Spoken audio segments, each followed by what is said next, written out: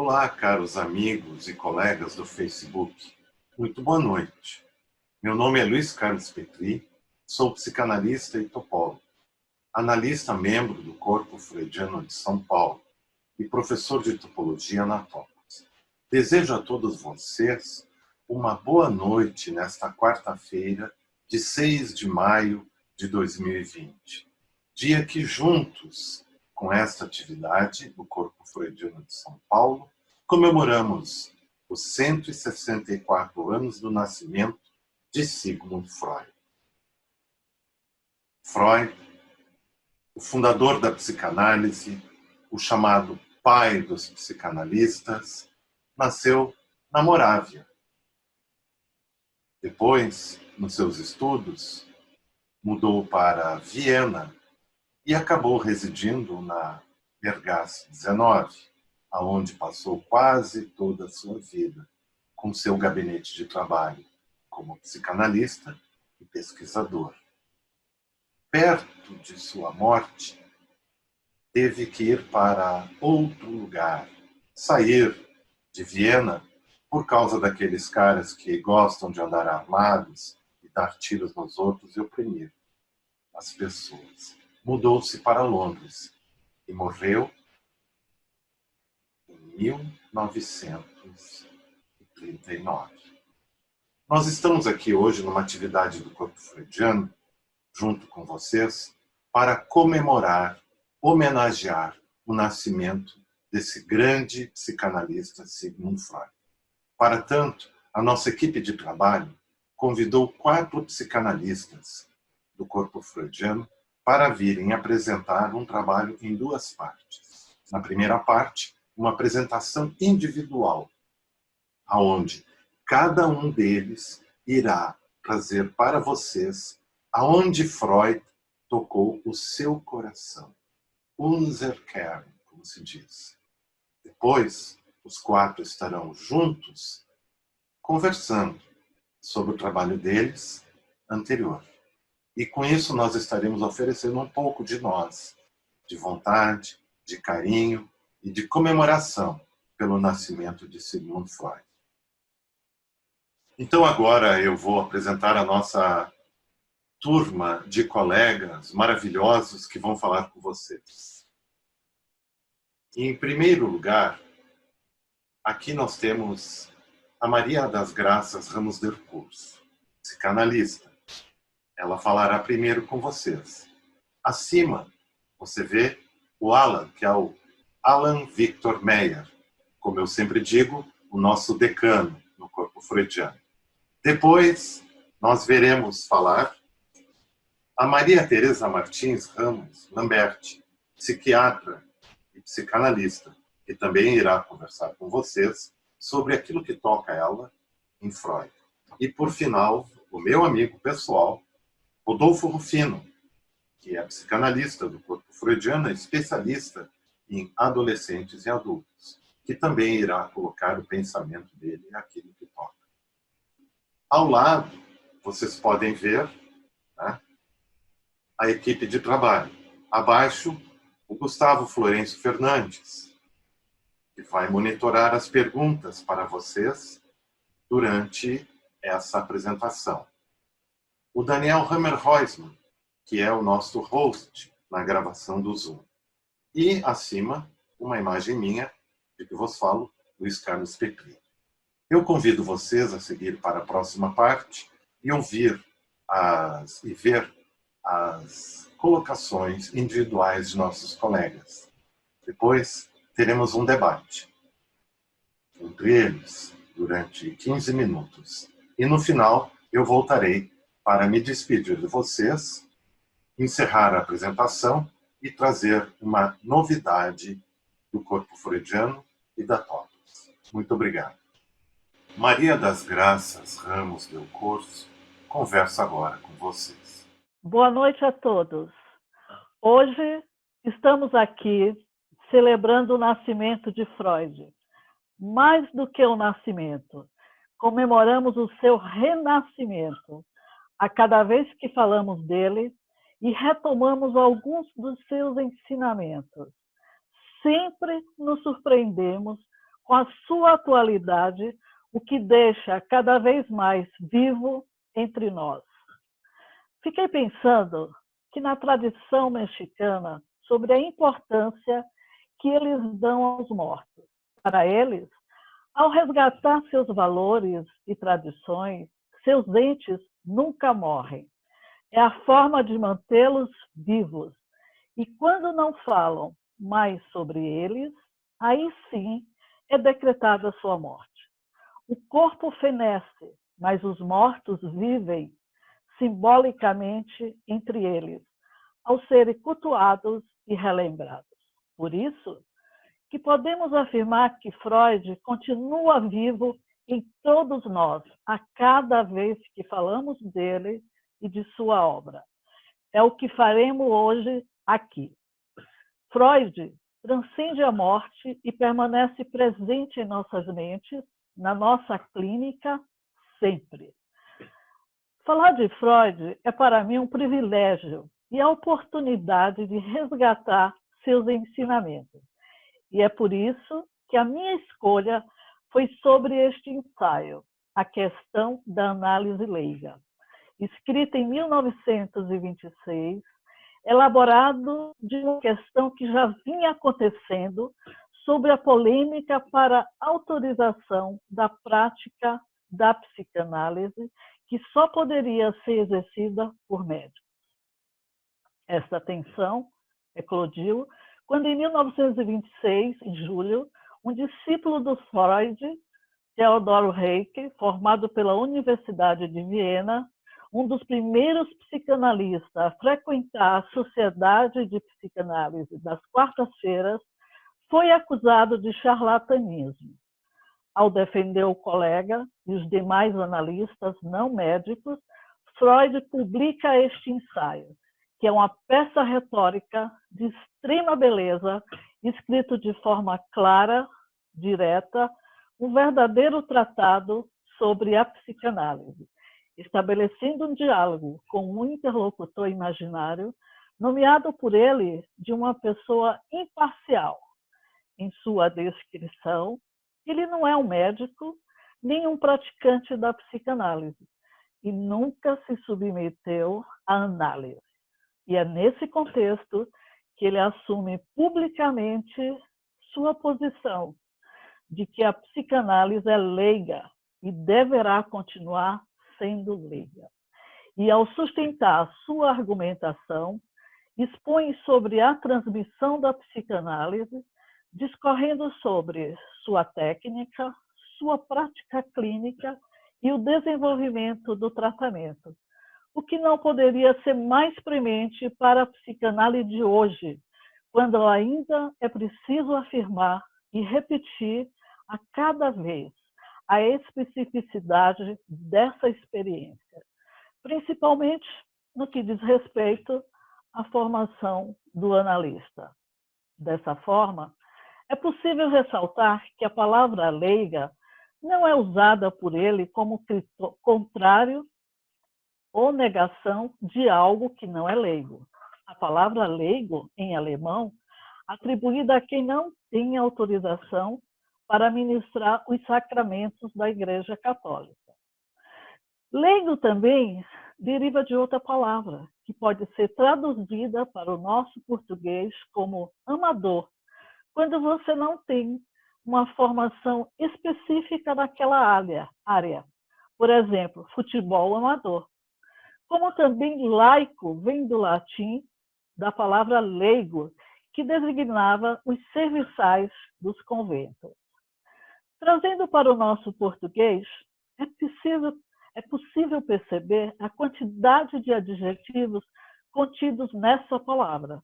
Dessa forma, leigo designa aquele que não recebeu as ordens sacras, revelando ignorância e pouca familiaridade em determinado assunto. Freud segue em seu ensaio, composto de 7 partes, expondo cada aspecto da psicanálise, abordando as estruturas clínicas, os sintomas, o aparelho psíquico, dentre outros pontos, destacando o que é uma análise, mas principalmente mostrando o que ela não é. Em função do tempo, destacarei alguns pontos que considero relevantes, mas vale a pena sempre voltarmos a este ensaio na sua íntegra. E a partir do diálogo com essa personagem criada por ele, Freud vai apresentando a sua argumentação, se valendo daquilo que os gregos chamavam de retórica, a arte do convencimento. Convencer pela argumentação, fazendo uso da palavra em toda a sua potência. É possível acompanhá-lo em todo o seu esforço e intenção de mostrar a necessidade de uma qualificação específica para se tornar psicanalista. E uma das perguntas do interlocutor, após Freud discorrer sobre alguns assuntos, e o que o psicanalista faz ao doente a quem o médico não pode ajudar? A partir daí, inicia-se assim uma ilustrativa descrição analítica sobre o que acontece neste encontro. É que eles se falam um com o outro. O analista não usa instrumentos, nem sequer faz exames, não prescreve medicamentos e, sempre que possível, o doente permanecerá em seu ambiente costumeiro. O analista o recebe em determinada hora do dia e o deixa que ele fale, e após escutá-lo por um tempo, pede para ele voltar no outro dia, ou daqui uma semana, ou daqui a pouco. Nessa hora, o interlocutor surpreso diz: o tratamento analítico é uma espécie de mágica? Você fala e a doença desaparece? Como você pretende convencer o doente a acreditar na magia ou da fala? Responde Freud. Eu o convido ao associar livremente. Peço que ele fale tudo que vem à cabeça, mesmo que seja sem ordem, seja totalmente sincero. Falar do que gostaria de ocultar dos outros e de a si mesmo. O interlocutor rebate. E ao falar do que o incomoda, expondo o que o sufoca, você pretende livrar do peso que ele carrega? Assim ele vai se sentir aliviado? E ele fica pensando e fala, e continua. Mas esse é o princípio da confissão, desde sempre utilizada pela Igreja Católica. Afinal, a psicanálise é semelhante à confissão. Os padres pedem isso. O pecador, ao se confessar, alivia da culpa do seu pecado. Nessa hora, a resposta de Freud é brilhante. Admite que a confissão é parte introdutória e preliminar do tratamento. A grande diferença em falar em análise e falar na confissão é que na confissão o pecador diz que sabe e na análise o neurótico deve dizer o que não sabe.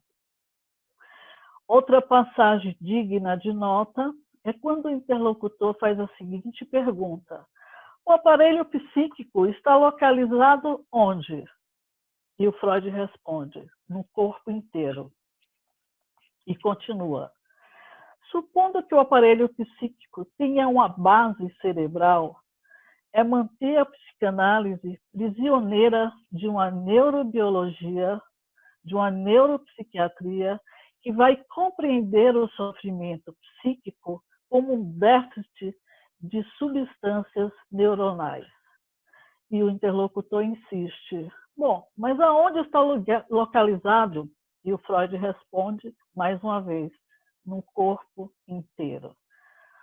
Este aparelho é revestido por aquilo que é mais determinante na vida do ser humano, que é a sua corporeidade. E é no capítulo 4 que Freud destaca mais um ponto importante sobre a sexualidade, e que ela tem um papel preponderante no tratamento. Porém, o analista não deve interrogar sobre a vida sexual do seu paciente. Ele deve esperar que isso venha à tona pela própria fala do paciente. No final do capítulo 5, o interlocutor o indaga. O que é necessário? Onde se aprende a psicanálise? Freud reconhece a existência de 3 instituições voltadas para o ensino e a formação do psicanalista. O Instituto de Berlim, de Max Eitingon, a Sociedade de Psicanálise de Viena e o terceiro em Londres, sob a direção de Ernesto Jones, destacando que, em média, a formação durava em torno de 2 anos. No capítulo 6, é o lugar do embate com os médicos e o ponto de ancoragem da posição defendida por Freud. Ele disse que eles, os médicos, não têm o direito da posse exclusiva da psicanálise. Pelo contrário, eles fizeram de tudo para prejudicá-la. E para a lei austríaca, o curandeiro é quem oferece tratamento ao doente sem possuir um diploma de medicina, sem ser reconhecido pelo Estado de Direito. E nesse momento ele diz: curandeiro é aquele que empreende uma terapia sem possuir os conhecimentos que ela requer. Com base nessa posição que os médicos, não só nos países europeus, formam o maior contingente de curandeiros na psicanálise. Isso por uma razão elementar, porque na faculdade o médico recebe uma formação que é oposta ao que ele necessita para praticar a psicanálise. O interlocutor pergunta: como se adquire essa autorização? Ele responde: mediante uma formação específica. Se uma pessoa é ou não é médico, ou psicólogo ou não, não tem a menor importância. É um aspecto secundário.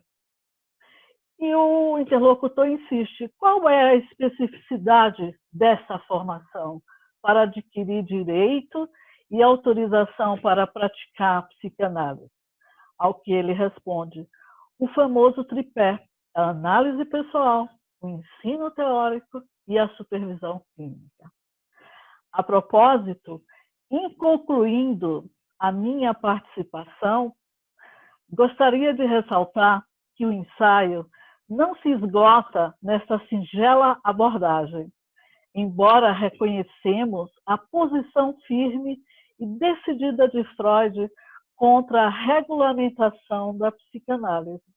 O ensaio termina também sem que o interlocutor seja convencido por ele. Tal fato não passa despercebido aos ouvidos de um analista. Será que faltou ao interlocutor foi justamente não se submeter à experiência de análise? Essa é uma questão que eu deixo. Nesse sentido, é possível acompanhar Freud se debatendo com o impossível de dizer, apontando para a falha constitutiva da transmissão por sermos seres de linguagem. Fora disso, o que fazemos é o que estamos praticando agora, uma transmissão do saber sabido. No pós-fácil da análise leiga, onde Freud reafirma de maneira incisiva suas teses anteriores e que deveria ter sido sua comunicação oficial no 10º Congresso de Innsbruck, realizado em setembro de 1927, quando todos esperavam uma comunicação esclarecedora sobre a questão, Freud, surpreendentemente, apresenta um texto sobre o humor. Que relação existiria entre a polêmica da análise leiga e o humor? Mas isso é um assunto para o meu colega Daniel, o qual já lanço aqui o meu convite para nos falar sobre este texto, no próximo encontro. Obrigada pela oportunidade. O psicanalista Alain Victor Meyer conversa agora com vocês. Boa noite a todos. É um grande prazer estar aqui nessa comemoração dos 164 anos do Dr. Sigmund Freud, o criador da psicanálise.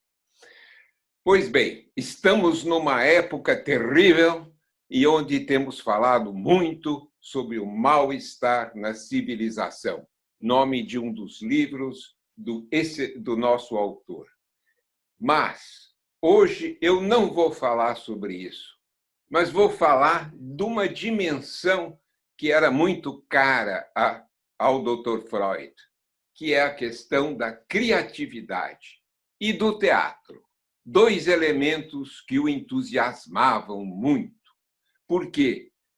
A criatividade, para sairmos da situação em que estamos, vai ser muito importante para sair, por assim dizer, do atoleiro em que estamos metidos.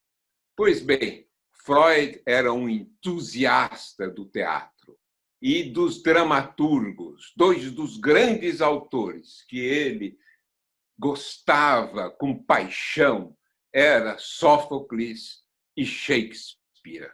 As figuras de Édipo e de Hamlet é quase como uma referência obrigatória na psicanálise. E a relação entre essas obras, e a intricada relação da psicanálise e teatro, é um interesse constante de Freud e leva a inúmeras consequências quanto às suas ideias sobre criatividade. Pois bem, as emoções, quando nós entramos dentro de um teatro, o burburinho, a expectativa do que vai se suceder, o apagar das luzes, deixar fora o cotidiano que nos atormenta, de repente entramos numa outra cena. Eine andere Szene, dizia Freud. É essa outra cena que depois irá marcar a posição do sonho como outra cena que nos determina. Cito Freud, numa carta de Fliess, tão cedo como 1897, precisamente 15 de 10 de 97. Eu, diz Freud, descobri o amor pela mãe e o ciúme do pai. Também em meu próprio caso. E agora acredito ser um fenômeno da primeira infância. Se isso é o caso, o poder avassalador de Édipo Rei, apesar de todas as objeções racionais do destino inexorável que a história pressupõe, torna-se inteligível. O mito grego apreende uma compulsão que todos reconhecem porque sentiram seus traços em si mesmos. Cada membro da audiência foi uma vez um Édipo, em germe na fantasia. E essa realização em sonho, atuado na realidade, conduz a recuar em horror com a plena medida da repressão que separa seu estado presente do infantil. Essa carta está nas Origens da Psicanálise, no livro, né, As Origens da Psicanálise. E vejam só, o traço, uma noção tão importante hoje na psicanálise, a ideia de fantasia, a questão da realização do sonho, a questão da atuação na realidade, a questão pática ligada ao horror daquilo que não reconhecemos em nós mesmos. Pois bem, essa questão, Freud prossegue considerando o processo do desvelamento dramático, e não só a história, a ação da peça. Ele vai dizer, na interpretação dos sonhos, agora no ano de 1900, não é? 3 anos depois daquela carta ao Fliess, que consiste em nada mais do que o processo de desvelamento com argutos retardos e crescente excitação, um processo que pode ser comparado ao trabalho de uma psicanálise. Veja aí, essa comparação com o processo da peça, com o processo analítico, né? Que Édipo mesmo é o assassino de Laios, mas também é filho do homem assassinado e é casado com a mulher do assassinado, portanto, sua mãe. Ora, as pipocas, haveria muitas questões a ser discutidas nessa comparação, mas está claro a importância dessas colocações, já que o complexo de Édipo é considerado por Freud o seu complexo nuclear, o que ele chamava de Kernkomplex, né? E nessa comparação, vale lembrar que Freud já está com a ideia do sujeito cindido desde o início, não é?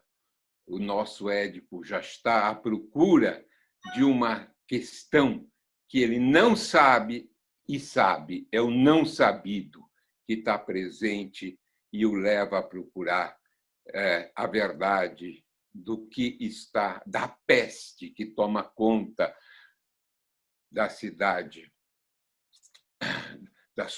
da qual ele é rei.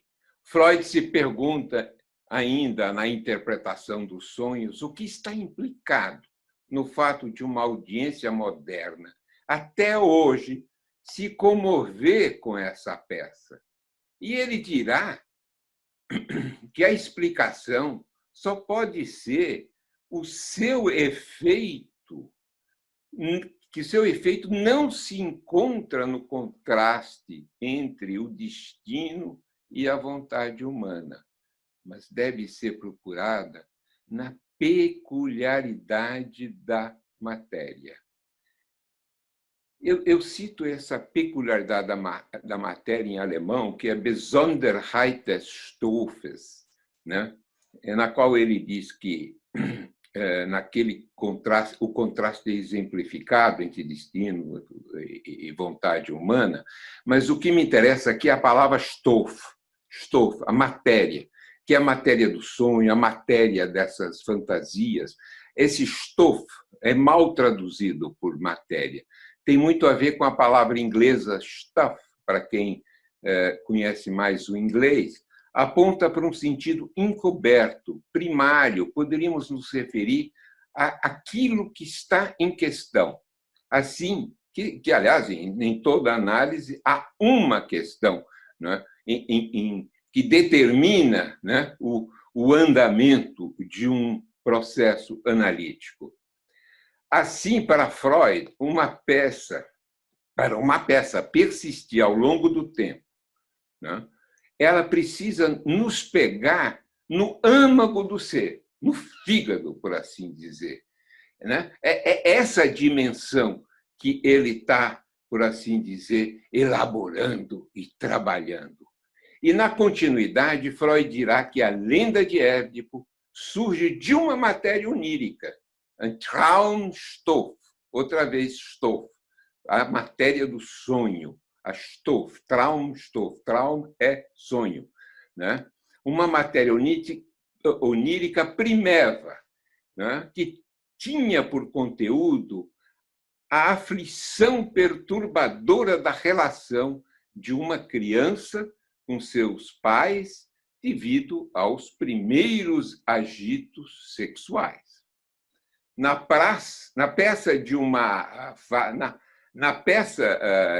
Sófocles, né, Édipo Rei, tem uma fala que ele cita de Jocasta, que eu vou citar, que me parece importante, onde ela, Jocasta, diz para o filho que é o Édipo, angustiado com aquilo que a esfinge lhe tinha dito, e diz, a Jocasta diz, muitos homens, outrora, em sonhos, dormiram com aquela que lhe deu a luz.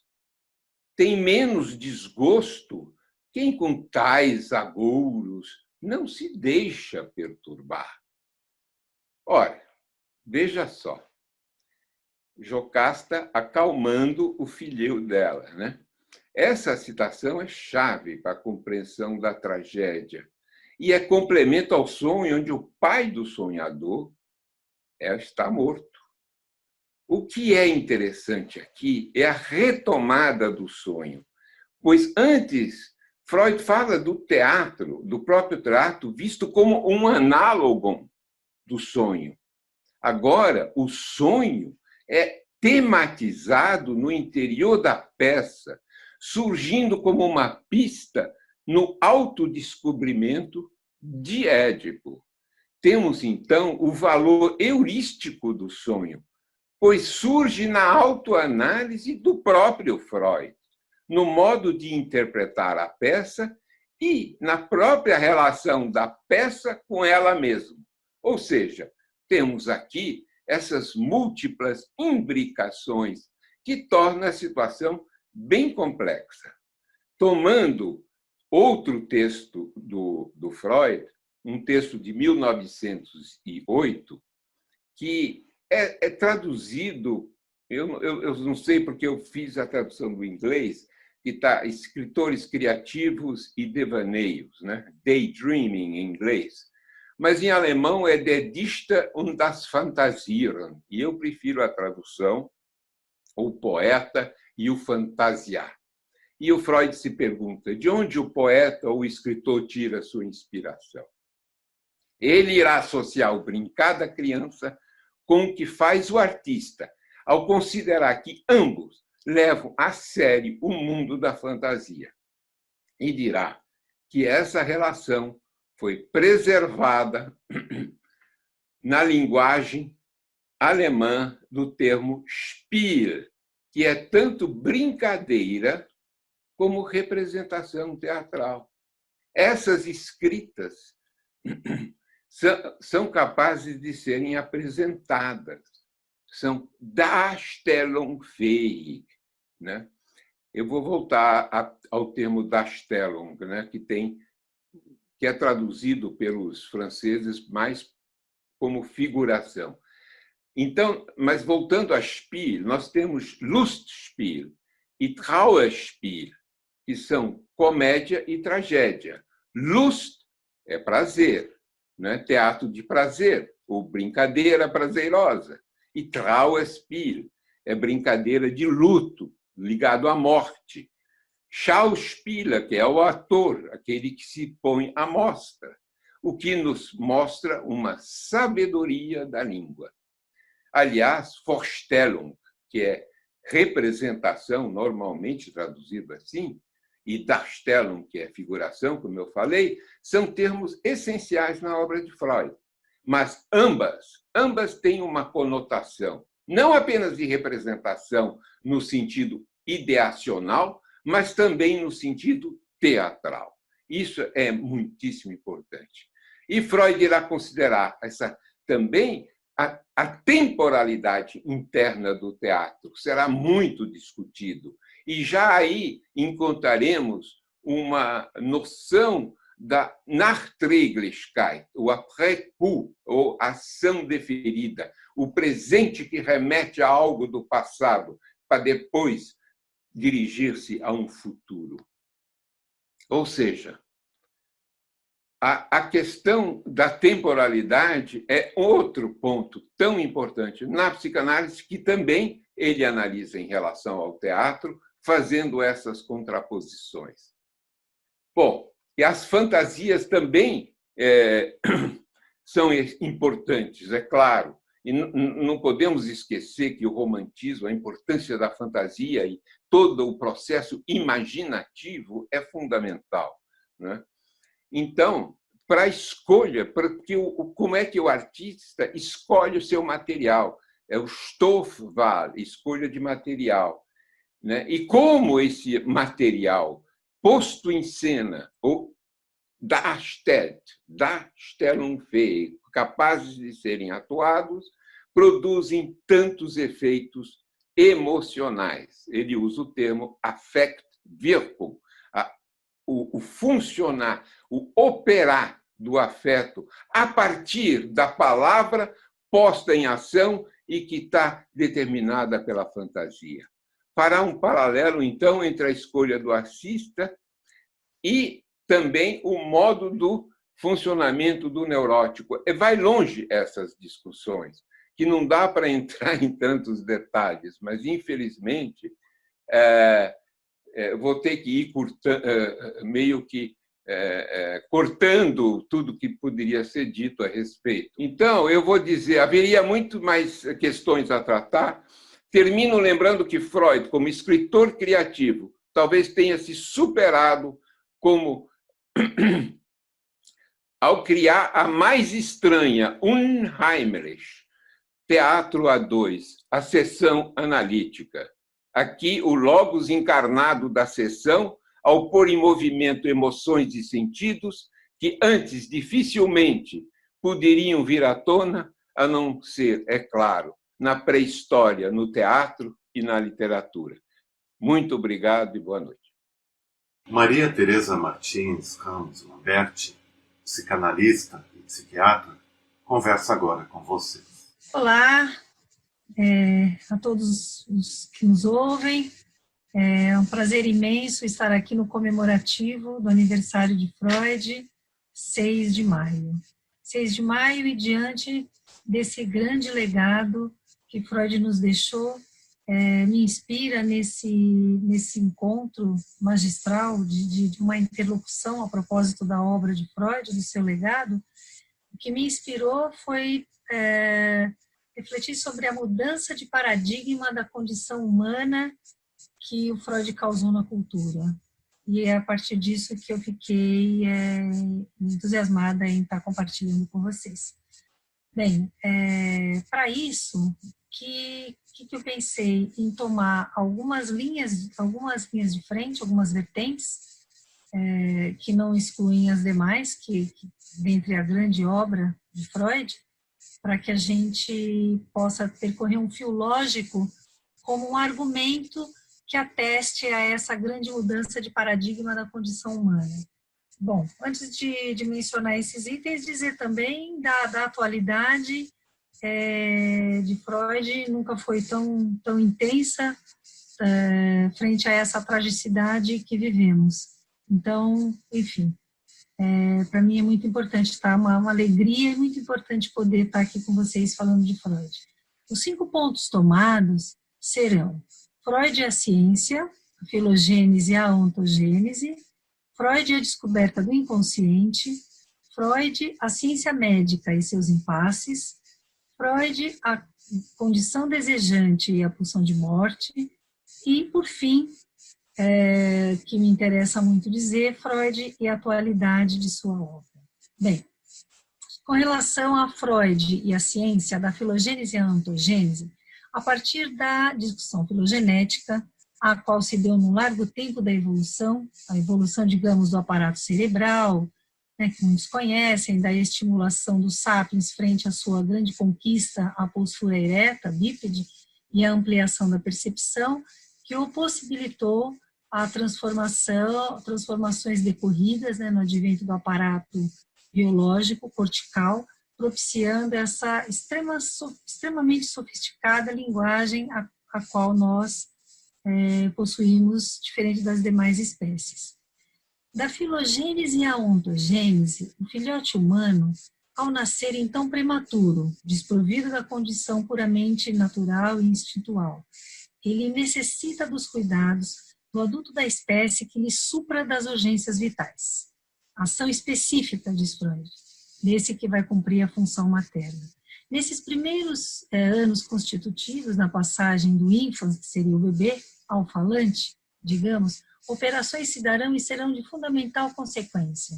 A inscrição nominativa, então recebemos um nome, recebemos um lugar nas genealogias, materna e paterna, recebemos junto à provisão das urgências vitais desse adulto que cuida e que acolhe, a língua materna, e também o banho libidinal, que vai propiciar todo um campo de erogenização. Bem, Freud escandalizou a comunidade científica da época, porque se debruçou na problemática da sexualidade humana, diferente do sexual, que é regido pela égide do instinto, e desde essa época isso é marcado. Então, para o ínfas na entrada da linguagem. Aí teria muita coisa a desenvolver, Infelizmente, eu estou fazendo pontuações para mostrar os cortes, o grande advento de Freud e sua mudança de paradigmas, né? Mas aí a gente já pode escavar uma situação que é cara à psicanálise, uma díade, que é a do singular e do universal. Diferente do particular e do geral, a psicanálise lida com o singular na medida em que, nessa passagem que eu acabei de mencionar, a cada acontecimento humano, a cada bebê que nasce, isso estará sendo à prova. Não há garantia do aparato biológico. Não há um imprint que garante. Então, é essa condição do laço que vai ser constitutiva. Um outro aspecto aí, muito interessante, é a condição do desamparo, como condição constituinte da perda instintual, que ficou, porque somos atravessados pela linguagem. Paradoxalmente, dessa falta, desse buraco, é que nos constituiremos, inclusive a nossa condição desejante, e permanecemos sempre como seres faltantes em busca de satisfações pelo lado das pulsões, que serão buscas objetais de satisfações que serão sempre parciais, posto que a falta é de um impossível lógico. E aí me ocorre um exemplo, pode parecer prosaico, mas é muito interessante, eu vou aqui dizer, a fome e o apetite, é que eu estou dizendo da pulsão oral. Então, a fome, talvez a gente levasse esse termo mais para o polo do que do biológico, da fome biológica, afinal de contas, somos suportados e suportamos uma corporeidade, somos seres biológicos, né? Não escapamos disso.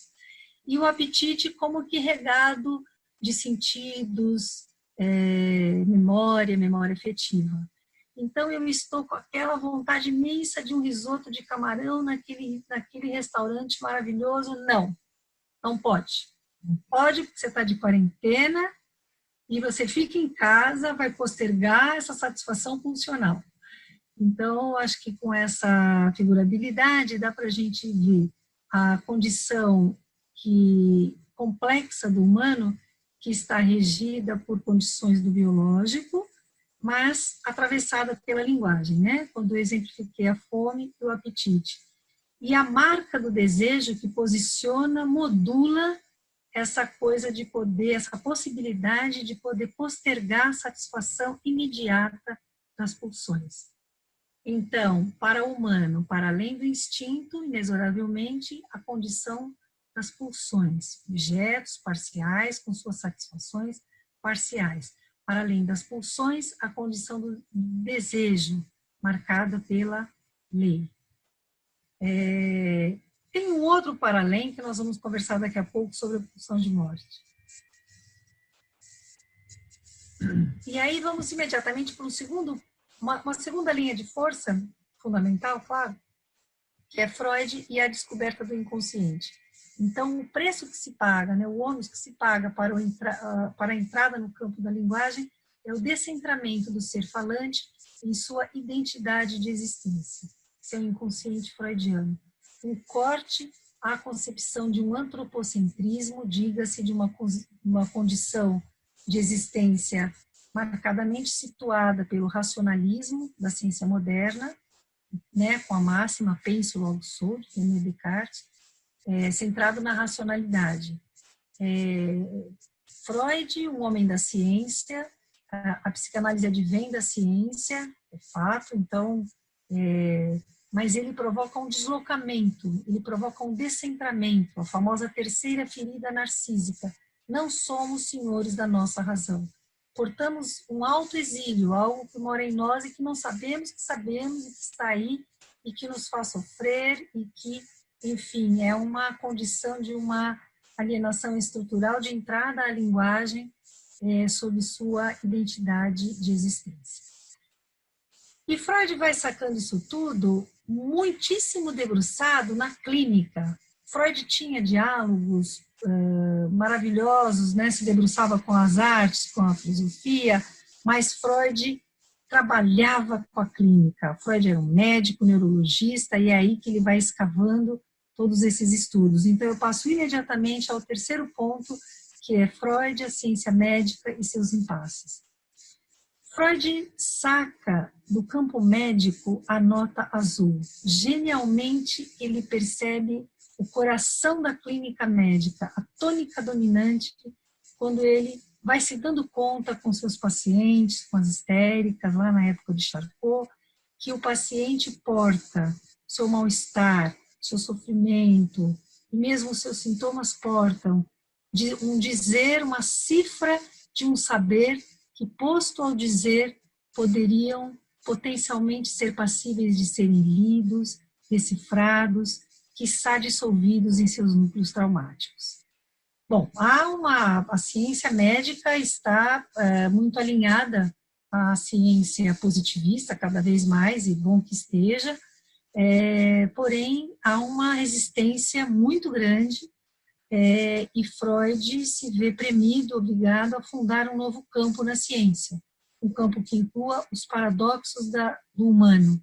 E ele funda, então, a psicanálise quanto um método psicoterápico que concebe o inconsciente, e o talk and cure, o método pela palavra, que é o dizer, que esse que sofre dirija um dizer àquele que possa sustentar esse proceder e incentivá-lo a ler seu próprio texto, como se fosse um movimento assim, né, que o sujeito possa ler, nesse escoamento do fio de Ariadne, que isso possa se dar com uma desalienação, não só uma desalienação, mas como uma leitura, uma localização das suas próprias condições, que o marcam e o que o fazem sofrer.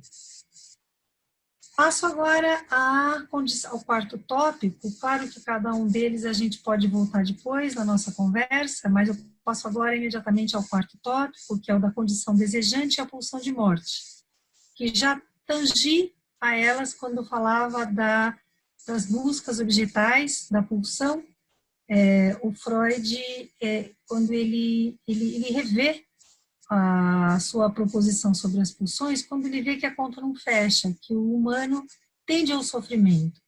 Então, aí ele escreve um texto, né, o que agora está fazendo 100 anos, aniversariando 100 anos, o Mais Além do Princípio do Prazer, e que é aquele mais além que eu anunciei logo ali de entrada.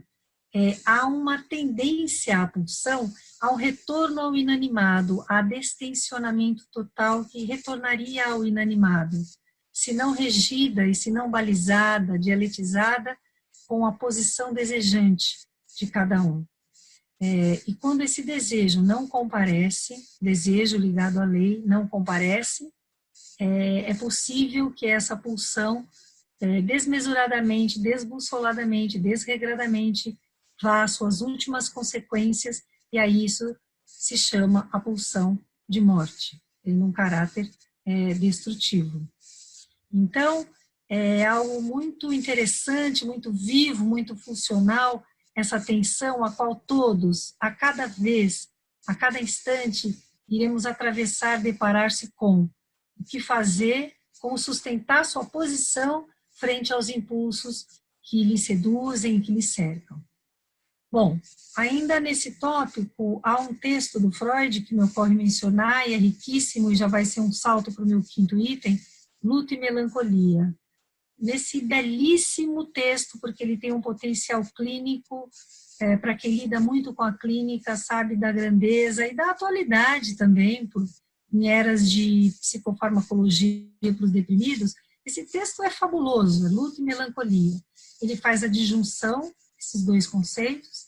O luto seria um dispositivo psíquico que podemos ter, que é o do desapegar-se com aquilo que já se foi, sonhos, aquilo que se almejou, que seja o luto pelo dia, quando se dá o pôr do sol, que seja o luto pelo ente querido que se foi, por uma história, por um sonho, por um projeto, enfim. O desapegar-se, o despregar-se, o separar-se de um objeto que não está mais na realidade concreta do mundo. Eu estou dizendo aqui de uma maneira muito simples, porque é rápida, mas isso é um procedimento que a cada um leva um tempo, existe um tempo, e não sem tristeza. E aí eu acho importante apontar uma dimensão ética para a psicanálise. Não vamos patologizar a vida. A tristeza no luto é uma tristeza legítima. Bom, se resiste a isso, porque, claro, isso é penoso e dói, se dói, né, a separação é um procedimento, exige muita coragem, se resiste a isso, há o risco à melancolia, quando a sombra de um objeto, desse objeto que não existe mais, recai sobre o eu. Essa é uma frase formidável que existe nesse texto, Luto e Melancolia. Bem, quase fechando aqui a minha frase lógica, né, chegando já ao meu quinto item, que é Freud e a atualidade de sua obra, eu gostaria de dedicar aqui umas palavras sobre a crise atual e o impasse, porque eu acho que é impossível que se diga, né, o dizer, sem que se posicione no seu momento histórico. Ora, o momento histórico que eu compartilho aqui com vocês é seríssimo, é de uma extrema gravidade, é terrível, é trágico, e aqui, modestamente, eu compartilho a minha hipótese de leitura, atualizando Freud também, com esse texto, Luto e Melancolia, na aposta de que a humanidade vive o seguinte impasse: ou a gente faz luto por todos os nossos erros cometidos, luto por todos os mortos, luto pela desigualdade social, ou seja, ou a gente faz um empreendimento corajoso do luto, ou corremos o risco de uma melancolização da humanidade. Acho que hoje a gente vive um impasse tremendo, enfim, e eu queria colocar isso na roda. É a minha hipótese de leitura, que foi o que me instigou em Freud, é o texto de Freud que me instiga a ler o momento atual. Encerro convidando vivamente a leitura de Freud ao texto Luto e Melancolia, um texto de 17, que eu mencionei, essa edição da Cosac Naif, uma edição especial, maravilhosa. O texto A Negação, é um texto, para quem tem apreciação à lógica, é um texto que vai dialogar com a lógica, e também os textos Futuro de uma Ilusão e O Mal-Estar na Civilização. Freud tem uma leitura límpida, ganhou o prêmio Goethe de literatura, ele escreve para leigos, é uma leitura que vai ao encontro das nossas questões. Eu recomendo a todos que leiam com o maior carinho e vamos continuar conversando sobre isso, sobre luto, sobre os riscos da melancolia, isso para poder falarmos da vida. É isso aí, pessoal. E agora, Rodolfo Rufino, psicanalista, conversa com vocês. Boa noite. É um grande prazer estar aqui nesse dia em que o Corpo Freudiano de São Paulo presta sua homenagem ao fundador da psicanálise, Sigmund Freud, que nascia há 164 anos atrás. Eu vou mencionar Freud por um dos textos que eu mais gosto e que, para mim, são paradigmáticos na leitura da psicanálise e na leitura também da obra freudiana. Eu vou comentar Construções e Análise. É um texto de 1937, 2 anos antes que Freud morresse, portanto, é um dos últimos textos de Freud e é o último dos seus textos eminentemente clínicos. Nesse texto, nós encontramos um Freud se superando, mesmo nos seus últimos anos de vida, esse homem que sempre foi um criador, que continua criando, mas também vemos marcas de que ele foi feito por um homem que já estava velho para também se assustar com suas próprias novidades. Esse texto é interessante. Esse texto mostra Freud chegando no limite do que ele poderia chegar. E nós vamos ver nesse texto também o ponto de partida de uma reconstrução da psicanálise, que é bem a psicanálise que acontece hoje na nossa geração. Freud diz nesse texto algo assim: o que queremos é uma imagem dos anos de vida esquecidos do paciente, imagem que seja confiável e consistente em todas as suas partes essenciais. Isso nos faz pensar algumas coisas, né? Se a construção visa, né, essa imagem dos fatos esquecidos, né, parece, então, que estamos lidando com um problema de lembrança e esquecimento, né, e um problema ligado à questão do recalque, né, quando, na verdade, o que o Freud vai mostrar mostra que não vai se tratar nem de imagem, nem de fatos esquecidos, nem da historinha narrativa. A história, a verdadeira história, a história constitutiva, a história produtiva, a história que nos constrói não é aquilo que nós podemos tomar como narrativa, né? Muitas coisas escapam à representação e não podem ser narradas. Nunca foram esquecidas e não podem ser relembradas. Quando Freud está pensando como é que ele chega a isso, ele parte de dois problemas. Um deles é a definição que ele tenta dar a o que é construção em análise e em sua distinção com a interpretação. A interpretação seria pontual, né? A construção seria uma retomada feita pelo analista da história, entre aspas, esquecida do sujeito, pegando as definições que o próprio Freud dá. Interpretação, Deutung, se refere àquilo que fazemos com um único elemento do material, a exemplo de uma ocorrência, Einfall, um ato falho ou assemelhados. Mas falamos em construções, Konstruktionen, não Bildungen, né? Quando apresentamos ao analisando um pedaço de sua história pregressa, esquecida. Interessante ele usar o termo Konstruktionen, que era o termo utilizado para quando um arqueólogo reconstruía uma parede desaparecida a partir dos seus vestígios, né? O arqueólogo não é um construtor, ele não vai construir a parede física, né? Ele reconstrói logicamente o que essa parede teria sido, conforme as marcas dos seus vestígios. Ele localiza onde estavam as colunas pelo efeito que elas teriam feito no solo. Esse é um trabalho de construção, né? Como Freud está aqui se utilizando do termo Konstruktionen e bastante da metáfora do arqueólogo, né? Se fosse Bildung, nós estaríamos falando de figuração, né? O Alan, um pouco antes de mim, falou um pouco da figuração, né? Se a ideia da recordação do passado esquecido nos faz pensar em figuração, é curioso que Freud não usou o termo Bildung. Quando ele vai falar de formações alucinatórias, nesse mesmo texto, ele usa Bildung, porque ali se trata de figurações na alucinação.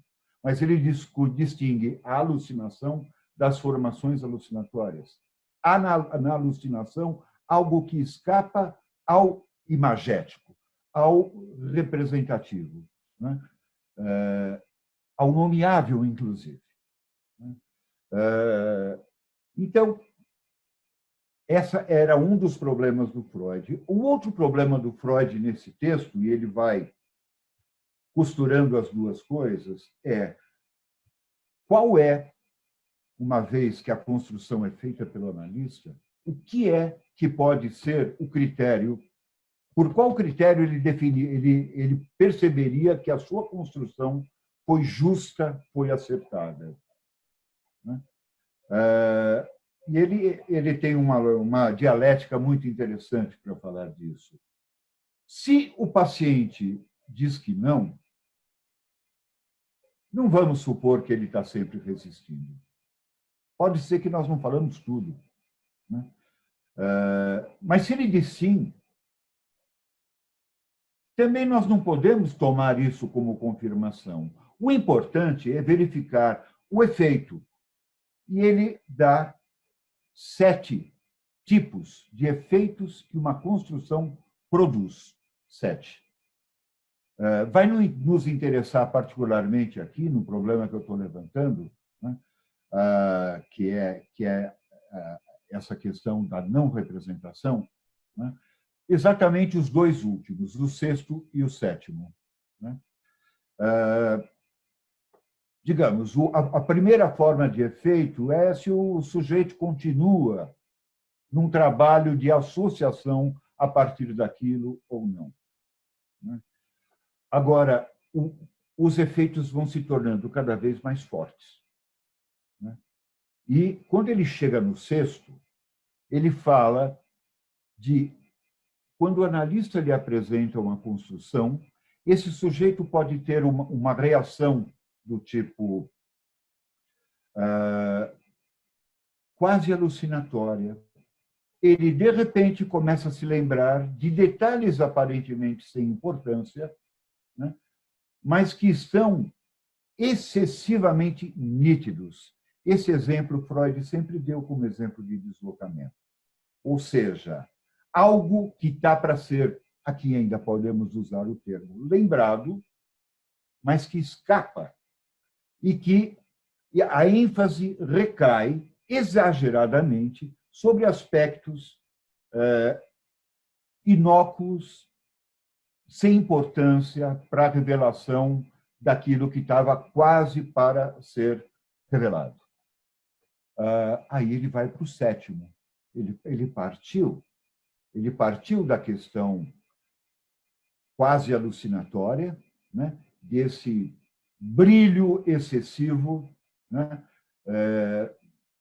Para aspectos laterais, e agora ele fala de uma experiência alucinatória que ocorre com pacientes dele que ele tem certeza que não são psicóticos. Essa é o maior efeito, o efeito que vai mais longe de uma construção, né? E é o efeito que produz algo que pode ser traduzido por sideração. Freud teria dito Verblüffung, se ele teria usado essa palavra nesse texto. Essa palavra, na verdade, é uma palavra que caberia muito bem aqui, mas foi utilizada no livro sobre os xistes. Eu estou pegando uma carona aqui também, numa dica do Alain Didier, né, de quem eu falei na semana anterior, né, que faz exatamente essa articulação. Né? Agora, daí em diante, eu vou falar por minha conta e risco. Né? Aqui eu já não estou mais seguindo o Alain Didier. Eu vou correr o risco de até mostrar alguma coisa que o Freud mesmo recuou diante dos seus avanços, mas não sem deixar claro até onde foram os avanços do Freud.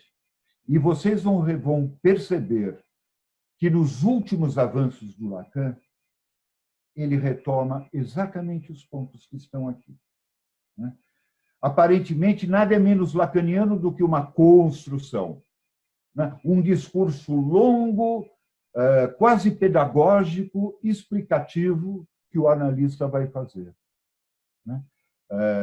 Lacan, que reduzia a interpretação à pontuação, né, ao mais específico ainda, né, dificilmente a gente veria ele aderir a passar uma construção aos seus pacientes, ou não. No seminário 11, Lacan distingue 2 formas de interpretação. A citação, quando o analista retoma um dito do próprio paciente, né, a ele, e o enigma. Para que o enigma? O enigma é aquilo que provoca a construção no próprio paciente, no próprio analisante, que ele vai chamar de analisante, porque é ativo, não é mais o analisando, é o analisante. O analisante analisa-se com o apoio de um analista.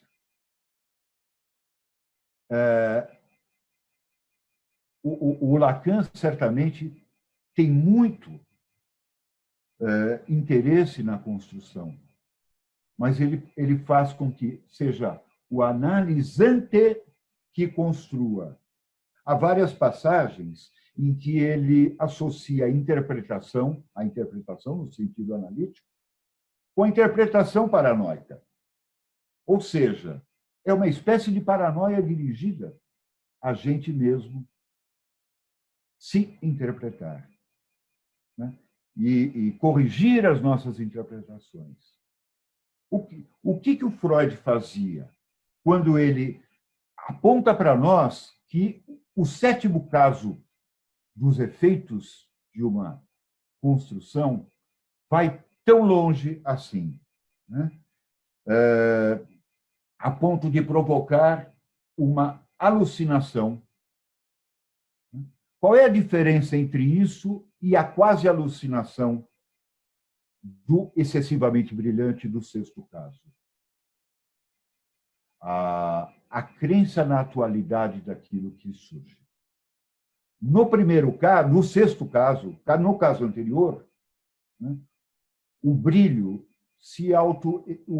no lugar errado se autoevidencia como algo fora de lugar. Quando o sujeito é tomado por uma experiência alucinatória, ele crê na atualidade, né, da percepção que lhe surge.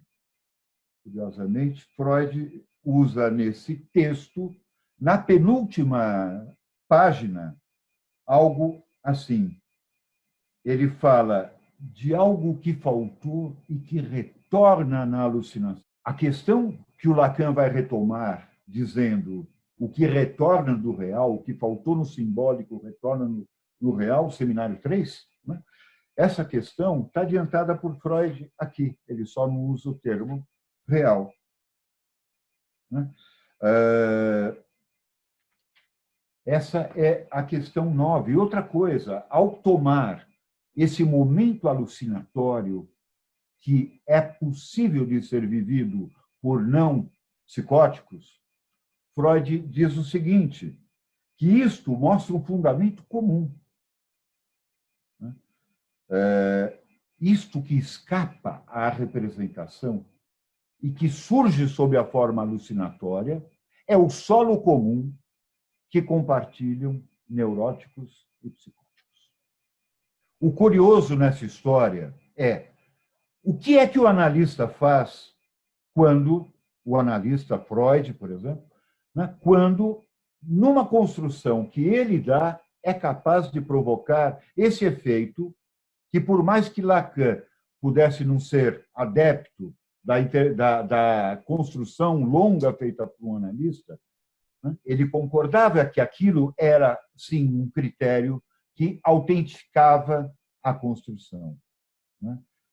Evidentemente, quando ele vai fazer o analisando, interpretar-se a si próprio pelo enigma, pelo que provoca, né? Ele também, mais ainda, vai confiar no caminho em direção à veracidade da construção do seu próprio paciente em relação ao que ele está dizendo. Mas é curioso. Eu quero terminar dizendo o que é que o Freud teria dito que provoca essa experiência alucinatória. Eu vou dizer para vocês. Não está no que Freud disse. Está naquilo que não foi dito. E que nem ele sabia que poderia estar quase dizendo. Mas o outro, de quem a história, de que é o dono daquela história, ele percebe que quando a construção de Freud juntou A, B, C e D, aludiu ao E que Freud não poderia ter dito, porque esse paciente não poderia ter contado, porque não era da ordem da representação, mas ao juntar A, B, C e D, o E brilha e só pode surgir, né, como força alucinatória provocada por uma intensidade pulsional, né, que não é da ordem da representação. Freud ainda achava que se tratava de uma lembrança em caminho de ser descoberta, porque para Freud, né, o recalque estava anterior a todos os outros processos defensivos, né? A Verwerfung, a denegação, o desmentido, todos viriam depois do recalque, né? A separação, o recalque originário que separaria o nenê da mãe, separaria, né, pelo corte paterno, para Freud acontecia para todo mundo. Por isso, é muito importante para nós retornarmos sempre a Freud, retornarmos à força inicial que impulsionou a existência da psicanálise. Boa noite.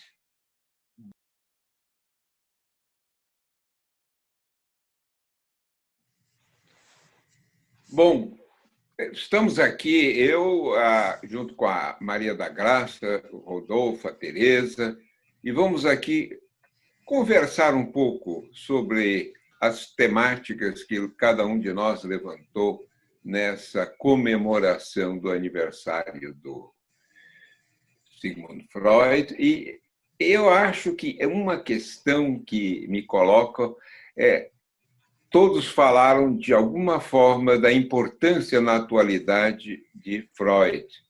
E eu me pergunto, numa época de pandemia, de uma situação política terrível, de muitas mortes acontecendo, a questão da pulsão de morte em Freud, eu pergunto, como vocês estão vendo essa questão? Bom, eu posso dizer, Alan, que estava entre um dos itens do que eu mencionei, a condição desejante e a pulsão de morte, porque justamente eu compartilho com você essa problematização, e não foi à toa que eu busquei o texto Luto e Melancolia, eu arrisquei uma leitura sobre esse momento. Eu acho que estamos num momento de impasse entre ou decidirmos desejantemente, fazermos um luto de todas as nossas mazelas, o que ainda para a nossa condição civilizatória falta rever, autocrítica, dar alguns saltos aí, ou ficaremos na repetição, ou ficaremos na melancolia. Então, que a melancolia tem muito da pulsão de morte. Eu procurei, na minha fala, fazer todo um alinhamento, claro, dar um panorama, mas fazer todo um alinhamento lógico de chegar nesse ponto justamente da pulsão de morte, e aonde Freud se faz muito atual no texto Luto e Melancolia, que ou fazemos os lutos em todos os níveis, de todos esses que morrem, de toda a nossa incompetência humana até então, para poder prosseguir. Eu acho que a gente está num impasse. A minha leitura é que, frente à questão da pulsão de morte, eu não diria, tragicamente, ela já se deu. Eu acho que há um impasse, há uma dimensão política que a gente precisa conversar muito sobre isso. Tá certo, Tereza. Agora, eu me pergunto se não tem alguma coisa que nós estamos vivendo que é quase da ordem daquilo que levantou o nosso colega Rodolfo, não tem uma dimensão quase alucinatória no que está acontecendo agora? Já que eu fui citado, né? Olha, Alan, eu acredito que a gente nem precisa ir tão longe assim, né? Entrar na dimensão alucinatória, porque, sem dúvida, ela está aí. Ela está aí. Mas aquilo que é mais raso na neurose, que é a denegação que faz o sujeito dizer isto nunca vai acontecer comigo, né? de repente isso começa a denegação parece que precisa ser denegada, né? A gente precisa criar uma resistência contra a resistência, vamos dizer assim. A denegação precisa ser denegada e não tem como, no meio dos acontecimentos de hoje, né, os próprios acontecimentos não recusarem isso, né? Todos são com pessoas próximas, né? Principalmente a gente que trabalha na área de saúde, né? De um lado ou de outro, nós estamos todos com pessoas próximas correndo risco, né? Amigos ou amigos de amigos que já se foram, né? O Brasil nunca viveu o impacto de uma situação de guerra, né? Como essa situação está fazendo a gente experimentar isso, né? E a solidariedade internacional através disso também, que é um aspecto muito positivo. Mas é muito novo, a gente está aprendendo. A gente está aprendendo. Eu gostaria de falar também que eu fiquei pensando sobre essa coisa dessa quebra de paradigma, né? Que há uma quebra entre o espaço e o tempo, né? Então, nós não seremos mais o mesmo depois dessa passagem do que está nos acontecendo, né? Sem dúvida, teremos pessoas mais diferentes. Porque, na verdade, nós não paramos, nós fomos parados. Né? Fomos parados, é algo que vem de fora. Mas, ao mesmo tempo, eu fiquei lembrando dos ensinamentos do Lacan, quando ele diz dessa, não só ele, mas o próprio Picasso também, que é na destrutividade que acontece a criatividade.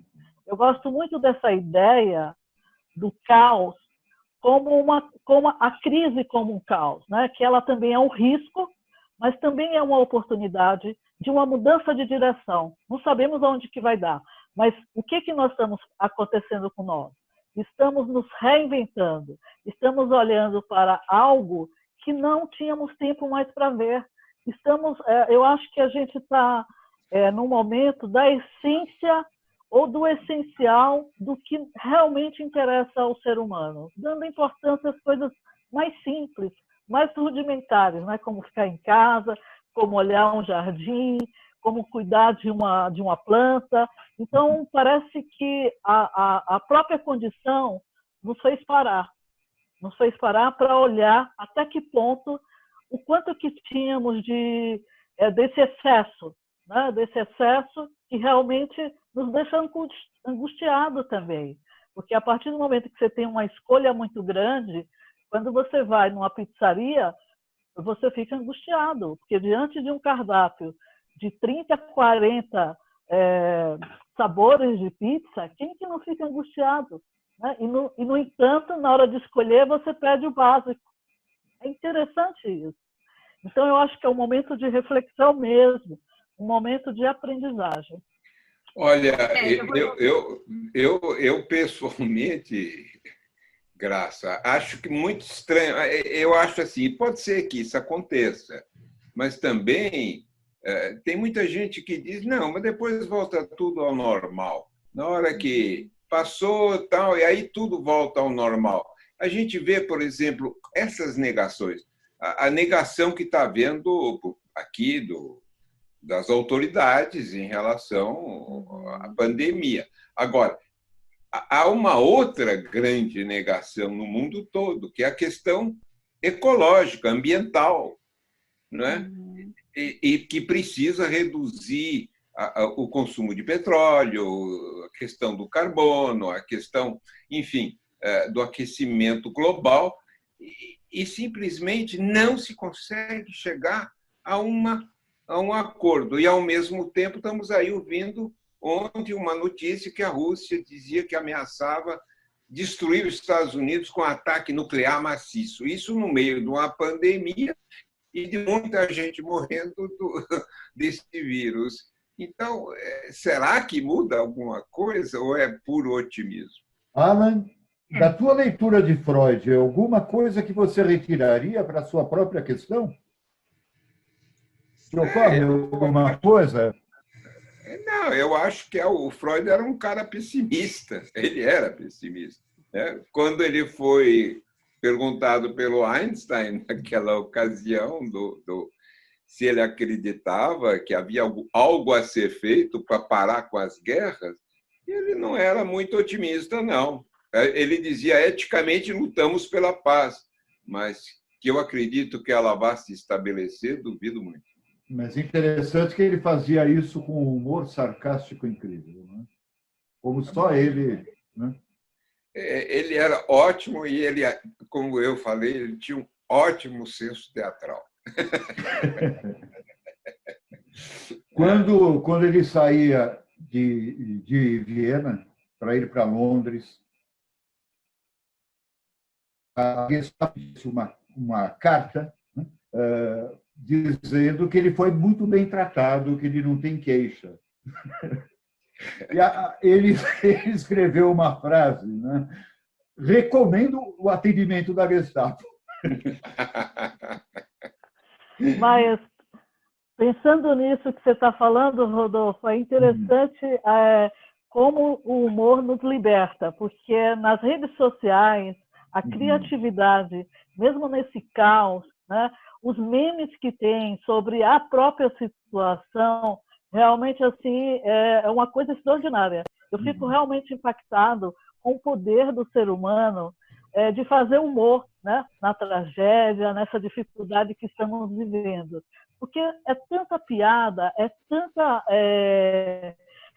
acaba fazendo humor leve e que acaba também nos libertando um pouco da preocupação, de para onde vamos, de toda essa mídia que fica o tempo todo em cima do mesmo assunto, né? Em qualquer momento que você, desde a hora que você acorda, você jantando, almoçando, e você está vendo na televisão, o cemitério já não tem mais lugar para enterrar os mortos. Então, assim, essa proximidade da morte me deixa um pouco, me deixa surpresa, porque é algo que era tão distante de todos nós, e que agora, nesse momento, ela parece que está muito próxima, né? Não sei o que vocês têm a dizer sobre isso.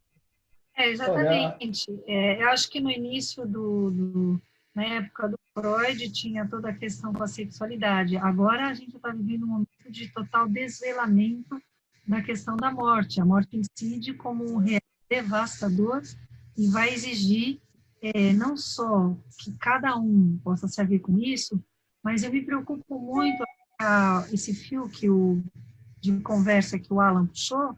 Acho extremamente importante porque eu não sei se essa coisa difusa dos memes e da globalização, disso que percorre as mídias com humor, graça, que você comenta, eu acho que são elementos que pipocam, mas eu não sei se dão conta de um responsabilizar-se mesmo. Eu acho que tem a coisa de uma negação da negação. Eu acho que a negação, até recomendei o texto aí do Freud, a negação. Eu acho que é muita negação, é muita dissociação, e a minha aposta seria que, frente a esse impasse, que se saísse pela crise, acho que alguém falou, deve ter sido você mesma, Graça, pela crise a gente possa escavar uma luz. Mas é preciso que a gente converse mais e seriamente. E seriamente, isso que a gente está fazendo, acho que tem uma potência transformativa do encontro. Eu acho que conversemos mais sobre isso. Precisamos nos reunir. Esses dias estava tendo um debate aí do pessoal aqui no Brasil, os outros, acho que eram os outros políticos, né, que anti-bolsominions, enfim. Eu acho que isso deve estar acontecendo em cada país. Eu acho que é muito importante que a representatividade social converse seriamente o que me angustia um pouco é sentir, aí eu vou dizer um pouco do Brasil, especificamente, uma certa, eu queria saber se vocês compartilham dessa leitura, um certo apassivamento, que eu não sei se está por conta da negação, um apassivamento da sociedade. Um misto de prós, bolsomínios, aqueles que são contra-passivados. Então, eu vejo esse apassivamento com um risco muito grande de uma melancolização, tipo, entregou na mão de Deus, e seja o que Deus quiser, é isso mesmo, Tereza, você lembra quando a Graça falou a respeito do humor como uma saída? Sim. Um pouco me contrapondo ao modo sem saída que você está levantando, que também é um lado da verdade. Não, é que existe coragem, né? Mas, além da coragem, tem uma coisa que vem apesar de nós. A coragem depende de um ego querer ser corajoso, de alguma maneira. Né? Eu estou pensando em algo que vem de um ímpeto, porque não sei se a gente pode esperar muito do nosso ego, né, para saídas que exigem renovação. Vocês se lembram de um lugar onde se conta mais piada do que em velório? Verdade. Né? O texto de humor do Freud, né, mostra um lado engraçado do super-eu, né? Um lado engraçado que o texto de humor, né, que é o cara, né, que está caminhando para a morte, né, ele foi condenado à morte, e ele, naquele passo que ele vai dar a cabeça a ser cortada, né, que deve ser horrível alguém que vive esse momento, né, naquele momento, né, na história que ele está se referindo, né, o escritor põe na boca desse personagem uma brincadeira dele com ele mesmo. Exato. Né? Então, e aí ele diz, olha, isso aqui é uma abertura, é um outro lado do super-eu que não havíamos estudado até hoje. Então, eu sou otimista pela brecha, não é pelo que o ego vai fazer. Né? Eu sou otimista. Eu sou otimista, mas não nego. Eu sou otimista, mas não nego que vivemos um impasse. Precisamos ler o impasse. Alguém aí falou de angústia. A angústia acontece quando a gente não lê aquilo que nos toma. Acho que foi você, Graça. Então, é preciso que a gente, pelo menos, localize onde está o impasse, onde está a brecha, para que a gente possa tomar uma atitude. Sim, claro. Mas eu acho assim que quando eu terminei o meu texto, eu chamei a atenção do pós-fácil da análise leiga, que é justamente que era o 10º congresso, em 1927, que todos esperavam que Freud comentasse ou falasse alguma coisa sobre a polêmica que estava acontecendo, né? Sobre os médicos, não médicos, a atenderem ser exclusivo do atendimento da psicanálise. E ali, surpreendentemente, ele entra com um texto de humor. Né? Então, assim, alguns psicanalistas não entenderam o que aconteceu. É tanto que eu termino, porque, na verdade, o humor, ele liberta, ele tem essa função. E quando o Alan começa falando sobre o teatro, se você pegar o teatro na Grécia Antiga, ele era pedagógico. Ele era uma experiência de que você fazia essa vivência justamente para se preservar do que você pudesse fazer na realidade da sua vida. Né? Então, assim, o humor, ele liberta. E eu termino esse meu trabalho de hoje, não sei se vocês lembram, convocando o Daniel para nos falar, numa próxima oportunidade, sobre esse texto do humor. Eu fiquei muito curiosa, mas eu não cheguei até lá. Mas eu convidei o Daniel para participar.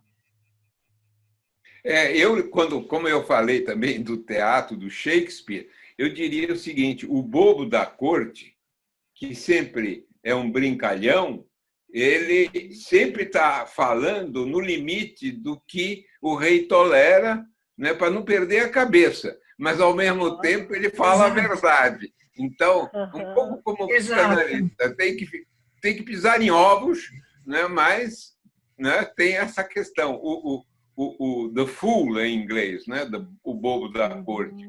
Então, é um tipo de palhaço,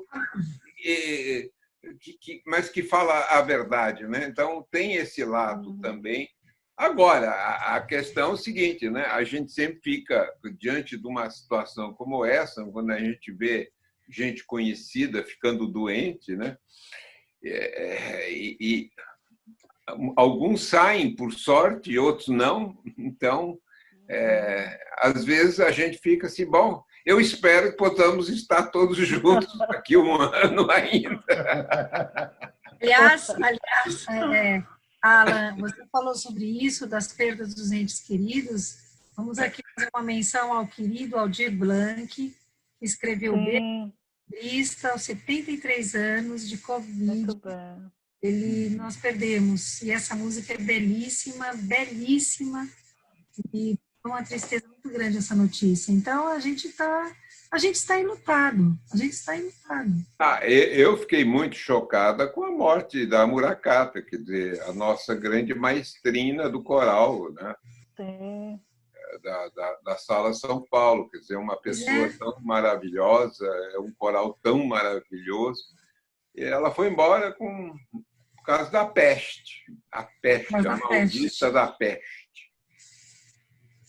Se formos nomear, né, a lista já está grande demais. Né? É muito triste, é muito triste. Né? Aí quem falou do luto, é isso aí, tem muito luto aí. Muito luto. Não pode haver a denegação do luto. É preciso passar por ele é custoso, requer, entristece. Mas e tem mais, eu tenho recebido essas mensagens do Sebastião Salgado, que até um amigo meu em Paris está envolvido nessa campanha junto ao Sebastião, sobre a proteção dos índios da Amazônia. Exato. Quer dizer, estamos aí na possibilidade do holocausto tropical, simplesmente do desaparecimento dos índios, fazer uma tragédia, né?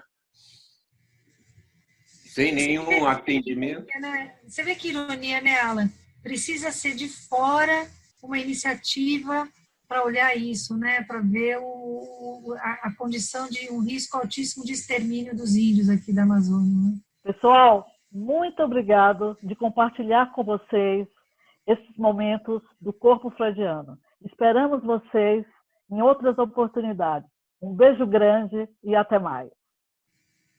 Estou muito satisfeito de estar aqui junto com os colegas, falando para quem ouvir essa apresentação. E, enfim, é um prazer imenso. Muito obrigado a todos e boa noite.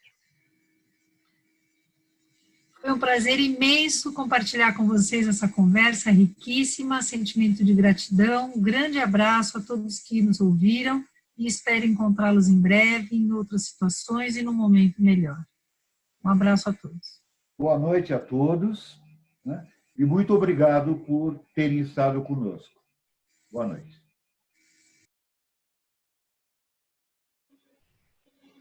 Interessante, né?